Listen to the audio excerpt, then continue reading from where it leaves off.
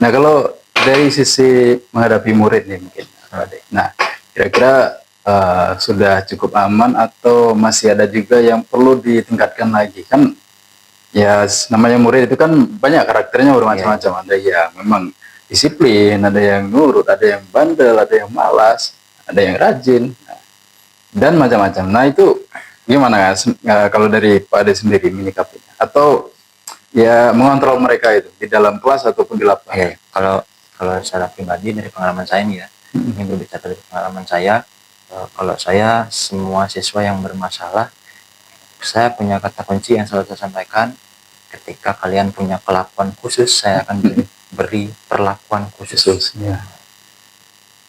Bukan saya hukum, bukan saya setiap kali saya pertama masuk kelas itu saya berjanji tidak akan pernah marah di kelas itu.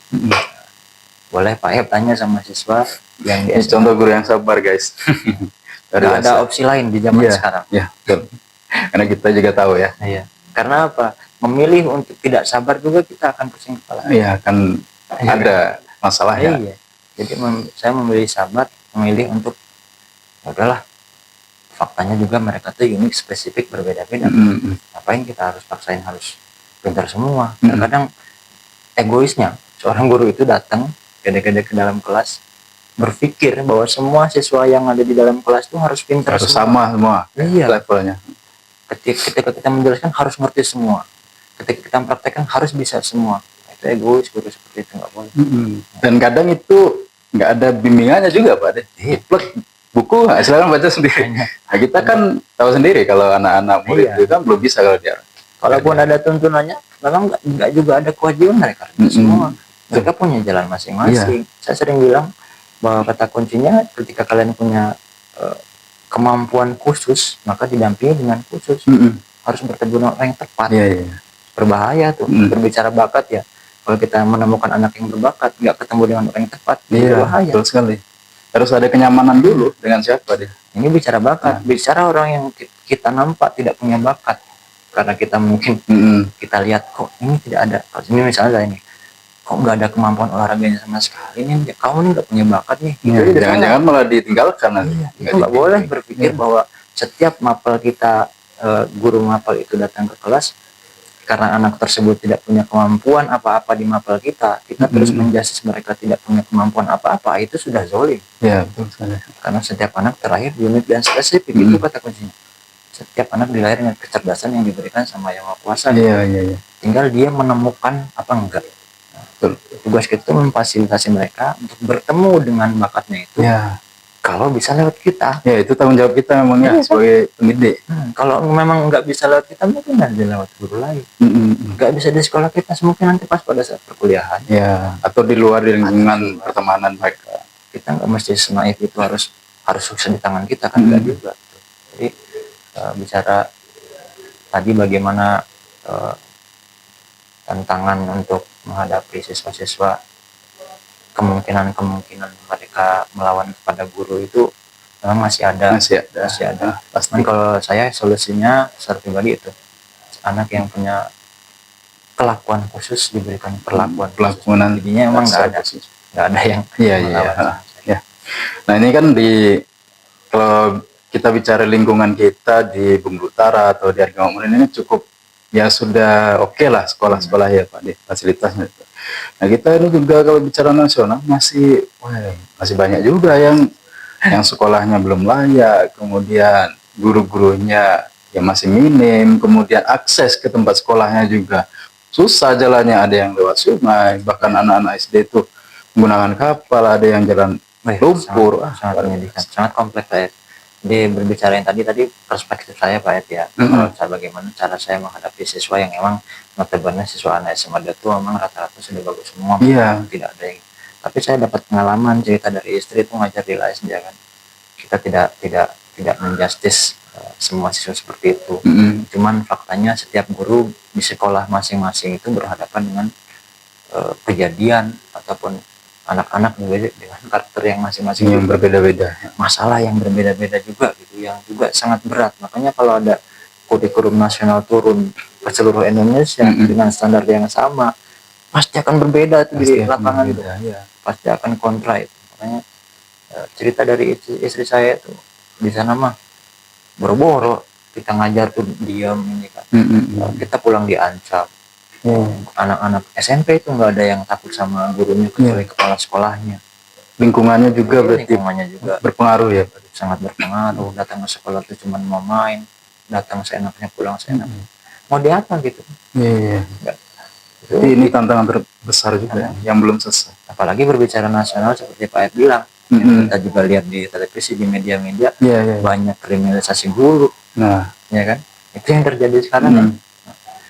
Itu dampak dari teknologi. Sebenarnya dulu juga banyak mungkin kan, cuma tidak terekspos, tidak seluas ini gitu.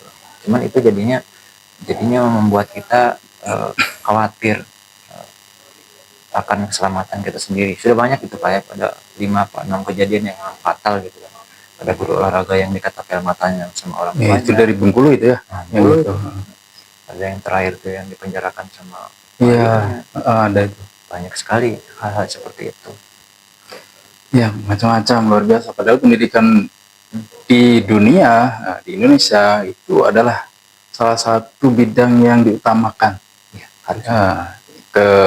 Di samping kesehatan, dunia kesehatan. Nah, makanya memang ini tugas kita bersama, ya pemerintah, kemudian tenaga pendidik dan murid sekaligus, ya, untuk sama-sama kita ya berpikir ke depan untuk kebaikan ke depan, untuk pembangunan negeri kita yang ya kita tahu sendiri masih jauh dari kata maju, dan berkembang, ya belum itu. Nah, ini mungkin selanjutnya Pak Ade yang kita juga ya paling tidak ada inspirasi yang bisa Pak Ade berikan atau ide-ide sedikit banyaknya tentang formulasi yang kira-kira cocok lah untuk zaman sekarang, ya metode pendidikan ataupun ya cara-cara terbaru yang memang mudah untuk diserap oleh siswa-siswi. Ada nggak Pak?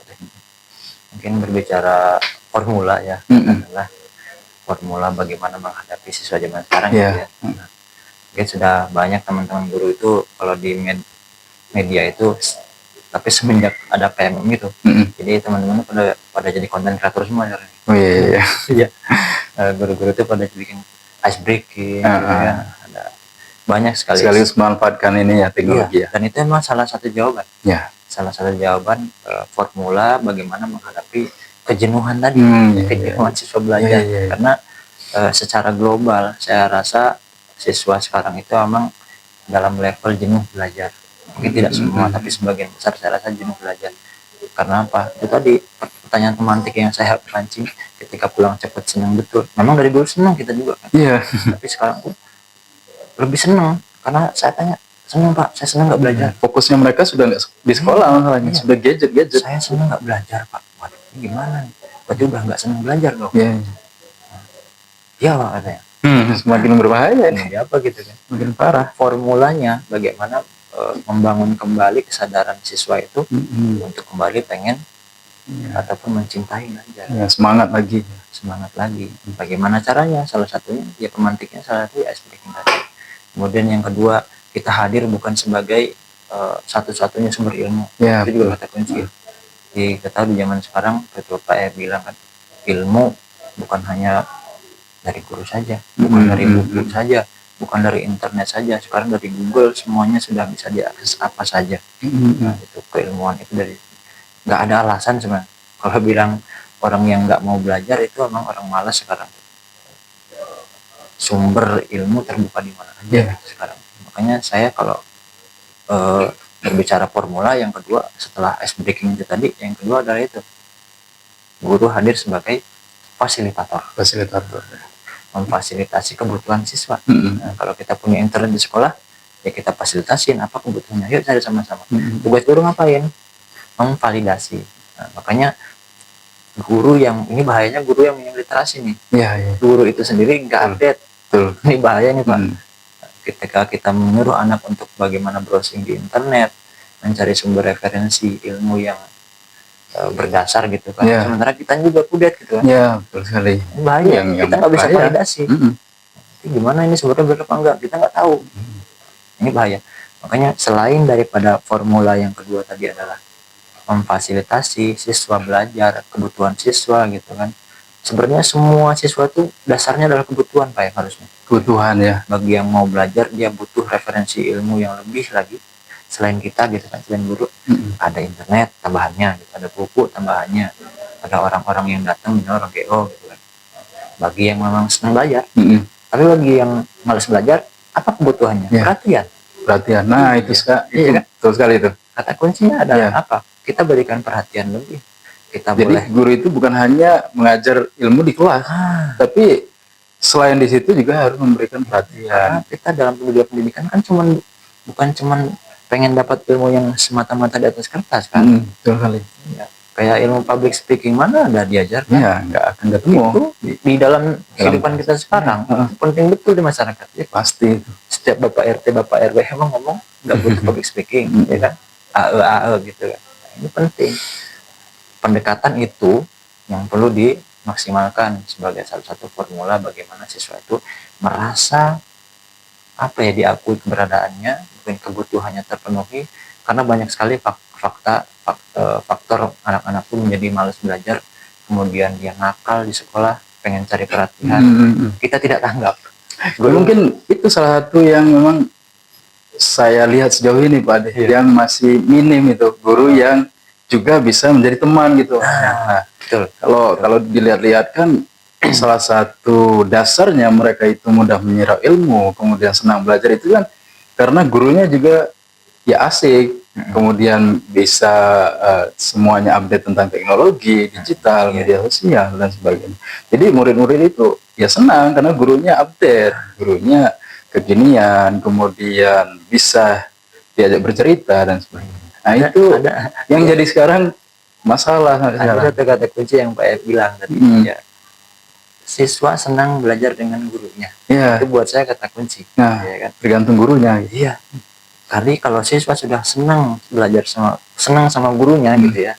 Maksud saya dengan bagaimana dia sebagai fasilitator gitu kan, yang tadi misalnya ada anak nakal tuh bukan dimarahin tapi malah diajak ngobrol. Ya, ditanya, diperhatiin. Jangan-jangan di rumah broken home lagi ribut, jangan-jangan nggak punya duit jajan, jangan-jangan kan.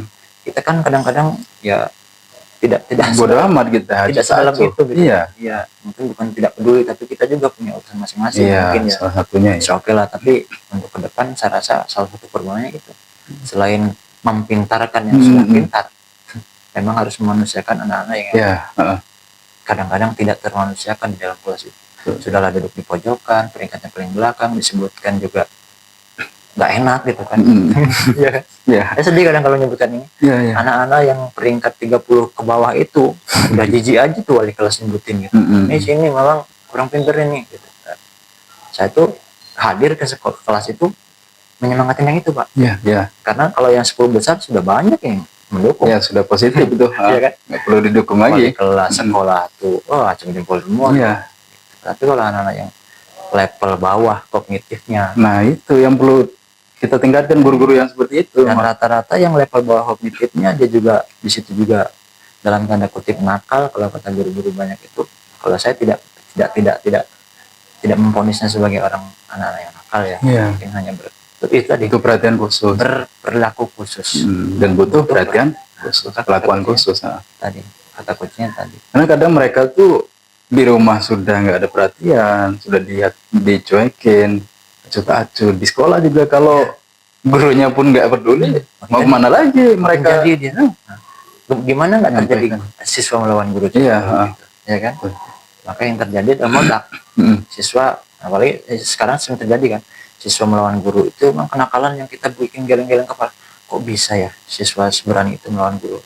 Sementara kalau kita telusuri lagi, saya orang yang suka menelusuri apa sih penyebabnya. Ya betul. Sebelum kita memvonis dan itu harus banyak sudut pandang yang dilihat dulu. Harus tahu dulu sumber masalahnya apa. Banyak sudut pandang anak-anak itu yang menyebabkan dia begitu. Sementara kita juga kan begitu sebenarnya. Kalau kita mau jujur ya, kita juga emosi itu pasti ada sebabnya. Ada sebabnya. Pusing pasti ada sebabnya. Pasti. Begitu juga mereka juga begitu. Punya keluarga, ekonominya mungkin lagi susah gitu. Maka sebenarnya itu kalau balik-balik ke tugas adalah tugas guru bimbingan dan konseling, guru BK. Oh iya. Saya sepakat dengan program Pak Abdul Mukti ya. Menteri kita yang baru. Ada pelatihan khusus untuk semua guru. Oh iya betul. Nah, ya kan?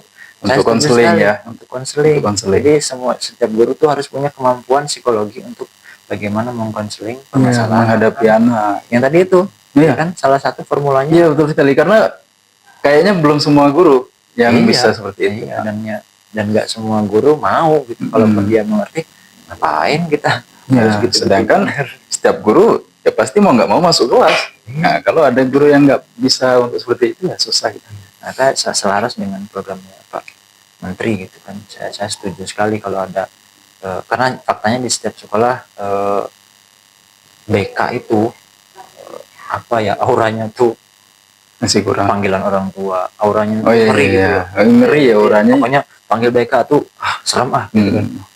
Maka harus dibuang mindset itu. Buat BK adalah tempat curhat yang paling aman. Selama ini juga belum efektif juga, belum terlalu efektif. Curhat yang aman dan solusi gitu. Jadi anak yang bermasalah tuh biasanya kalau dipanggil BK, panggil orang tuanya gitu kan, kasih punishment, kasih hukuman, pulang lagi. Iya. Selalu seperti itu. Jadi berputar-putar di situ aja gitu kan. Dipanggil BK karena masalah ini. Besoknya ada yang baru lagi. Nggak pernah selesai. Nah termasuk juga kalau kita bicara menteri yang baru kita ini ya, Pak Ade. Ini kan sudah dipisah nih, jadi Menteri Pendidikan Dasar dan Menengah ya, Pak Agus. Nah ini juga ada wacana mau dikembalikan lagi ujian nasional. Kemudian ada wacana dari Pak Wapres kita itu zonasi mau dihapuskan. Nah itu kira-kira bagus apa enggak, Pak Ade? Ya menurut saya keputusan untuk menghapus atau tidak itu silahkanlah dipertimbangkan. Yang jelas untuk selevel kementerian yang pasti kajiannya kan palingnya harusnya harusnya mendalam kan. Kenapa ini kemudian akan diulang lagi, dibuat lagi UN gitu kan, ataupun enggak, itu bukan soal itunya, tapi kata kuncinya bagaimana pengkajian UN akan dibuat lagi atau enggak, ini efektivitasnya bagi kita peserta didik, bagi guru-guru, bagi sistem pendidikan di Indonesia itu berdampak baikkah ataukah burukkah. Kemungkinannya hanya dua itu yang perlu dipertimbangkan. Jadi jangan hanya berpikir ini kebijakan yang akan menaikkan level citra menteri itu sendiri. Harusnya tidak lagi berpikir itu, karena pendidikan itu hal yang paling penting di negara kita itu. Jadi nggak boleh dibawa itu. Itu kata kuncinya adalah ya silakan aja kalau emang itu sudah dikaji, ya kan dia kan menteri. Yang penting kajiannya sudah mendalam. Kan katanya emang sekarang lagi dikaji kan, dikaji mendalam. Mudah-mudahan kita berharap juga kajiannya mendalam, jadi menyeluruh. Maksud saya kalau diambil sampel sekolah yang paling parah di Indonesia ini, gitu kan, ya gimana kalau dia dikasih ujian nasional, dan diambil level sekolah yang paling tinggi, gimana kalau dia dikasih ujian nasional. Jadi ada perbandingan dan jangan tengah-tengah juga. Ya berarti harus ada ukuran itu juga nanti. Harus. Dan masalah zonasi, cara saya itu akan menjadi memang banyak masalah. Ya pro kontra nanti. Pro kontra itu sudah pasti, karena sistem pembagian sekolah itu sendiri memang tidak merata. Ya kan? Betul. Kalau memang kita berbicara zonasi, harusnya sebelum zonasi itu ada, itu kan, dibuat peraturan zonasi, seharusnya setiap daerah itu proporsinya pembagian sekolah per kecamatannya sudah merata dulu ya. Harus proporsional dulu gitu. Baru kita bicara zonasi. Sekarang ini masalahnya pembangunan sekolahnya tumpang tindih di mana-mana, nggak jelas, kita juga nggak proporsional. Tiba-tiba muncul zonasi, mau dia ada zonasi mau enggak tetap kontroversi itu. Pasti betul. Pasti berebut. Berarti poinnya bukan di situ ya, bukan pemerataan gedung-gedung sekolahnya. Tinggal kalaupun mau dipaksakan dengan keadaan yang sudah ada gitu ya, sekolah yang sudah ada, yaitu kemungkinan yang paling parahnya banyakan mana, dengan ada zonasi atau enggak ada zonasi. Nah ini juga dulu ini waktu Pak Presiden kita masa kampanye ya, Pak Prabowo, itu kan timnya menyampaikan bahwa nanti ada tunjangan 2 juta atau ya sebenarnya kita bicara secara umum itu ada kenaikan dari tingkat kesejahteraan guru. Nah, bagaimana ini Pak Ade menanggapinya antara kesejahteraan guru saat ini dengan wacana itu dan ya ancaman-ancaman yang memang di depan mata guru hari ini? Termasuk mungkin ada titipan dari Menteri untuk Hari Guru Nasional tadi ya. Itu kan dengar-dengar ada nota kesepahaman Ya, antara ya, polisian. dengan pendidikan. Nah, itu gimana Pak ada yang menyikapinya? Nah, yang pertama berbicara soal kesejahteraan, ya kita harus realistis ya Pak. Ya. Siapa aja jika ditingkatkan kesejahteraannya secara psikologi dia akan berusaha untuk meningkatkan kualitasnya. Betul sekali. Ya kan? Itu hukumnya begitu. Ya. Dan itu saya rasa semua sepakat dengan itu kan. Dimana aja buruh pun gitu kan akan semangat kalau gajinya 2 kali. Iya, akan semangat kerjanya. Apalagi guru gitu yang selama ini juga sudah pahlawan tanpa tanda jasa gitu kan. Betul sekali. Akan ditingkatkan begitu. Jikapun itu hanya angin segar, itu udah berbeda semuanya Pak. Siapa tahu benar. Jadi banyak yang berdoa, ya. Amin amin gitu kan. Walaupun banyak juga yang pesimis ya. Iya gitu. Tapi kata kuncinya ketika pemerintah menaikkan kesejahteraan guru, maka sudah barang pasti SDM-nya dengan sendirinya akan meningkat kualitasnya. Iya. Dengan sendirinya loh. Iya. Apalagi ditambah dengan pelatihan-pelatihan yang terstruktur, ada pelatihan BK, pelatihan mandiri katanya, dan pelatihan-pelatihan guru yang untuk meningkatkan SDM itu sendiri. Itu jelas akan sangat berdampak bagus buat saya. Solusi untuk meningkatkan kualitas guru itu salah satunya itu meningkatkan kesejahteraan dan sepakat. Kalau berbicara soal tadi ketidakamanan ataupun ancaman guru, ya tadi hari ini kan upacara Hari Guru. Yeah. Tadi saya mendengarkan salah satu kutipan pidato dari Pak Menteri kita, Dasman. Itu salah satunya ada termuat di situ bagaimana akan membuat nota kesepahaman dengan kepolisian bahwa ketika terjadi ada hal-hal yang sudah terjadi kemarin, nah, itu akan ada jalur mediasi yang sudah terukur gitu dengan dasar tadi nota kesepahaman. Jadi tidak akan langsung bisa dilaporkan, saling melapor ataupun apalagi memenjarakan. Ya betul sekali. Itu salah satu solusi 100 hari kerjanya Pak Menteri. Ya kan? Buat saya itu solusi. Setidaknya ada titik aman kita. Titik terangnya juga, karena sejauh ini juga belum ada kejelasan. Jadi kesejahteraannya ditingkatkan, alhamdulillah berapa aja is okay. Kemudian keamanannya ada titik level untuk bagaimana kita menjadi aman lah, menjadi guru gitu kan. Setelah selama ini kita benar-benar tidak aman. Ya. Ragu-ragu mengajar juga kan. Kita mengadu ke PGRI, nggak juga punya. Nggak ada respon. Cobalah kalau kita berpikir, Pak ya, kita agak melenceng sedikit nih berbicara soal hak daripada keamanan guru ya. Ini berbicara keamanan, jangan keamanan lah, kesejahteraan aja. Buruh itu kalau demo, yang turun siapa?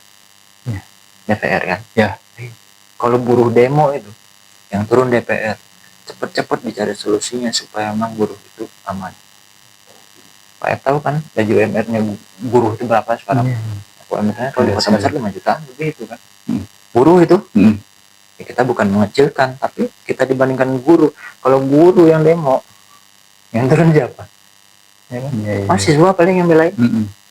Ya kekuatan apa mahasiswa demo gitu kan? Kalau tidak emang dia viral gitu kan. Apalagi sekarang kalau nggak viral nggak diproses ya.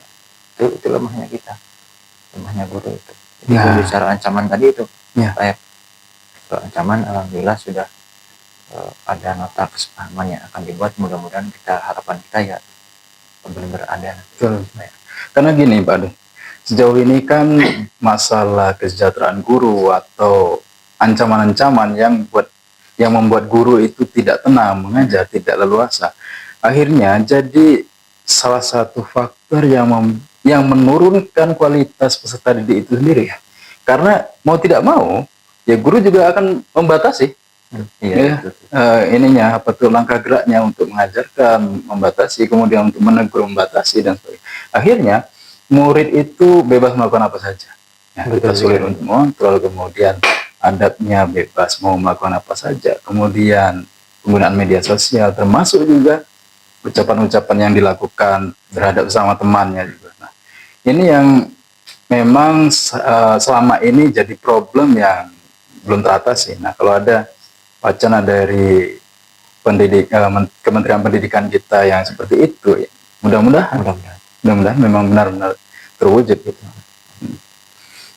Itu keinginan kita memang Pak Ade. Nah, mungkin terakhir ini Pak Ade, tentang Pak Ade sudah menjadi guru 13 tahun nih, kemudian sudah tahu perjalanan atau revolusi dunia pendidikan, reformasi dunia pendidikan, sistemnya, kurikulumnya, guru-gurunya, termasuk teknologinya yang paling menonjol. Perubahan-perubahan itu berefek juga kepada karakter dan tingkah laku peserta didik. Harapan Pak Ade nih untuk guru dan dunia pendidikan ke depannya yang paling esensial di bagian mana itu Pak Ade? Ya mungkin kalau berbicara harapan ya, semua harapan jelas yang paling terbaik. Tapi kalau buat saya, satu hal yang pasti sebagai guru, saya berharap memang pemerintah melindungi keamanan kami sebagai guru yang dalam rangka mencerdaskan siswa peserta didik, dalam rangka melanjutkan perjuangan bangsa ini, dalam rangka membangun literasi. Jadi kita tenang, dengan keamanan itu kita benar-benar tenang mengajar. Yang kedua, kalau sudah aman, kita memang butuh dari ribet Pak ya, sebagai administrasinya ya. Administrasinya jangan sampai membuat guru itu malah sibuk lah ngurusin administrasi daripada sibuk mengajar. Betul sekali. Yang ketiga, memang nggak usah terlalu banyak program yang gitu gini yang akhirnya meninggalkan kelas gitu kan. Peningkatan SDM dalilnya, tapi banyaklah tinggal kelasnya daripada mengajarnya. Itu juga kan ya menjadi apa yang problem dapat ya. Sementara kita hadir aja siswa itu nggak dapat apa-apa, apalagi nggak ada. Tiga itu yang memang harapan di dalam secara personal sebagai guru gitu kan. Yang pertama keamanan, yang kedua memang kesejahteraan yang kesejahteraan tentunya pastinya. Tentunya Tingkatkan kesejahteraan bagi semua guru-guru, terutama guru-guru honor yang memang sampai saat ini masih jutaan orang itu Pak teman-teman itu yang ini masih mau tes nih bulan Desember nanti. Mudah-mudahan memang sudah ada programnya, bakal diangkat menjadi ASN P3K dan lain sebagainya.